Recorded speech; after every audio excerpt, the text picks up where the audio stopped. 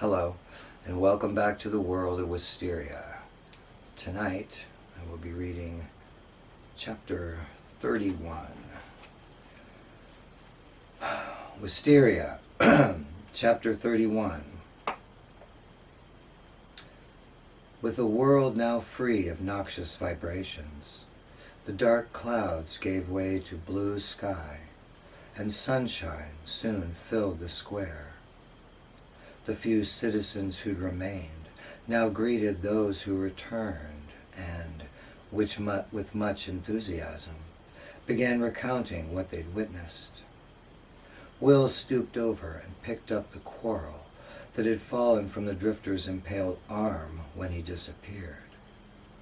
Yes, there was something different about it. It felt more substantial, as if the history of the object were stored within it, giving it additional mass. There were traces of blood on the iron tip and the lower end of the shaft.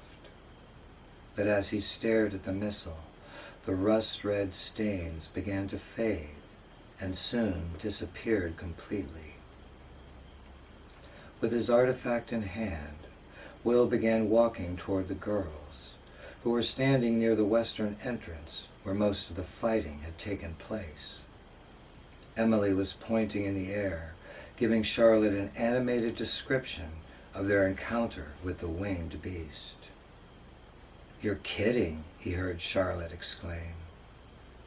Emily then saw him approaching. "What do you have there?" she called out. "Another bolt," he answered, showing them the relic. "Our friend left it behind." "Good," said Charlotte. "That makes 3.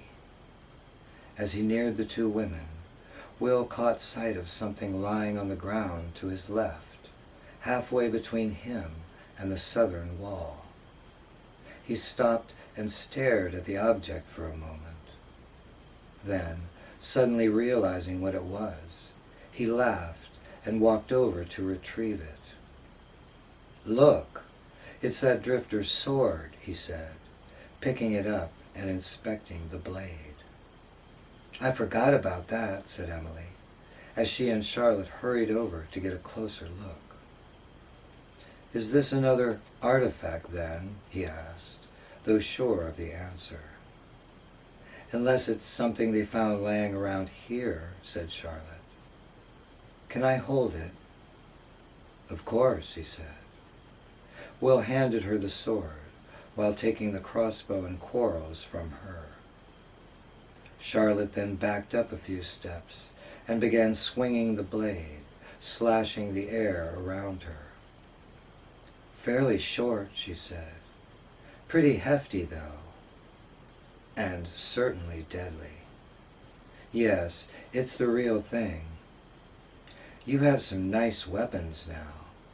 They're nothing compared to lightning bolts, of course. Still, they might come in handy sometime." "I'd put them somewhere safe," she told him, handing the sword to Emily. "You don't want some tourist, hostile or not, stumbling onto them. They're valuable commodities out there in the dreamverse." "Maybe in the castle," Emily suggested. "Yes," said Will. It was the most secure place he could think of, and it was an appropriate home for these antiques. "Castle?" said Charlotte. Emily didn't reply. She looked at Will apologetically, appearing concerned that she'd mentioned their secret stronghold. But he smiled. He saw no harm in her knowing about their fortress. "Yes," he answered. "It's on the other side of the garden. Would you like to see it?" Emily looked relieved. "It's beautiful," she said. "I'm sure it is," said Charlotte. "But some other time. It's getting late. I should be back in bed by now." "I wasn't planning to stay this long. I spend most of the day running around visiting friends, trying to gather any information I could. I wanted to stop by and let you know what I'd heard." before heading home. "Did you hear anything interesting?" Will asked her. "Nothing about this being planned, I assume? This raid?" "Well, no," she said. "At least nothing specific. But the word on the street was that someone had been looking for professionals. No details, no mention of Nathan, just rumors. It was so vague that I wasn't too worried. But it looks like there was something to it after all." "Thanks for keeping us informed," said Emily. "I'm really sorry that you walked into the middle of this mess." "I'm not," Charlotte replied. "I just wish I could have done more to help." "Actually, you were a big help," said Will. "I had my hands full, and you took out 2 of the more dangerous outlaws." Will was starting to feel tired himself, but before he began the long trek to the castle to put away his new treasures, he told Charlotte why they detained the drifter, and gave her the gist of his message to Nathan. "Since I offered Nathan a chance to walk away without looking defeated, it would be best not to talk about the fight," he said. "And if word does get out, and someone asks you about it, try to downplay what happened, for now at least. If it stays quiet, he'll know we aren't bragging about it, and he knows we could, if we wanted to shame him." "I understand," she said. "Of course, I'm dying to tell everyone, but it's the right strategy." After saying farewell to Charlotte, Will and Emily walked to the castle, where he stashed the weapons under his bed. They then retired to the balcony and sat, watching the sunset until they could no longer resist the call of sleep. "You look exhausted," said his mother, as Will entered the kitchen the next morning. "I am," he told her, taking a seat at the table. Will had woken up with a slight headache, which was rare, and when he'd first gotten out of bed, he felt stiff, even sore, particularly in his back and arms.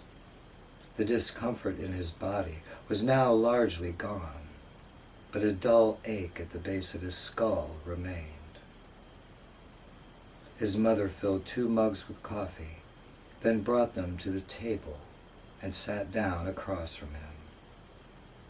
"Restless sleep?" she asked. "Bad dreams?" Will began to chuckle. "You might say that," he replied. "There was a fight." "A fight? In your dream?" Will nodded. "With the girl you met there," she said. "No, not with," he said. "Over." "I don't understand. A fight over her? With whom?" His mind was tired and wasn't screening his thoughts as he spoke. He'd already said too much, but he had to reply. "With some bad guys," he finally answered. "Ah," she said. "So you decided to liven things up, did you?" "It wasn't my decision," he said, keeping his responses vague, yet still truthful. His mother looked puzzled. "What do you mean?" she asked. Will took a moment to think. "It's difficult to explain," he said. "I have a lot of control over that world, but some of the people I encounter there are independent. They're as real to me as you are." "I once had a particularly vivid dream," she said, following a long pause. "It wasn't a lucid dream. I wasn't aware that I was dreaming at the time. But the dream itself, It felt as real as any experience I've had in my waking life. Recently, Will asked her. No, she said. It was years ago, before you were born, though not long before. His mother seemed about to continue, but hesitated. What was the dream about? He inquired. I've never spoken about it to anyone, she told him, staring down at her cup. Not even your father. Again, she wavered, as if debating whether to break her silence on the subject. Then she sighed, and a smile broke across her lips. I was alone in an open field carpeted with wildflowers, she began, releasing her long-held secret. The sun was shining. There was a cool breeze, a perfect day. I felt supremely happy, happy to be alive. Then, someone appeared, a man. He was handsome, powerfully built, the most striking man I've ever seen. I'll never forget his eyes, dark, piercing, supremely confident, desirous. For a moment I was frightened, not of him, but of how I felt. I was falling under his spell, and I tried to resist. It was just a dream, she went on, after a bashful pause. I know that. But what I felt at the time was very real. The event left a lasting impression on me. And, in the end, isn't that all that matters? And that's why you never mentioned it to Dad, said Will. You felt you'd been unfaithful to him. Yes, in part at least, she answered. No words could convey the experience.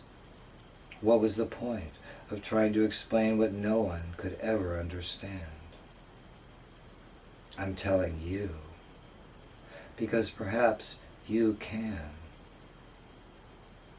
Feel better, he asked, smiling at her, for he understood the nature of the burden she'd borne. Yes, she said. I thought I could carry the story untold to my grave. At this point, Will considered confessing everything to her, telling her the whole truth about his other life. But as he deliberated, his mother glanced at the clock on the wall and announced that she had to leave for work. Thank you for confiding in me, he said to her. I love you, Mom. I love you too, dear, she returned. Thank you for listening.